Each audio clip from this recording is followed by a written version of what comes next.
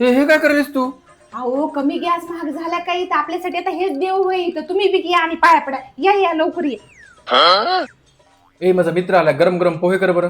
इथं काही येडं लागले काय तुम्हाला इथं पोहे केल्या ना गॅस संपून जाते तर कमी महाग झाला काय गॅस तुम्हाला कळणार चले काही त्याला आहे की नाही ग ही बिजू घातली याच्याने हातात ती देतो गुणानं खाऊ घाला त्याला तुमचा डबा घेऊन जा की. हे डबा हो काय फरसान होई? अहो तुम्हाला माहिती आहे का गॅस किती महाग झाला इथं महिना डबा करत बसणं होईना इथून पुढे आपल्याला याच्यावर दिवस काढायचे हात गुणाने घेऊन जा.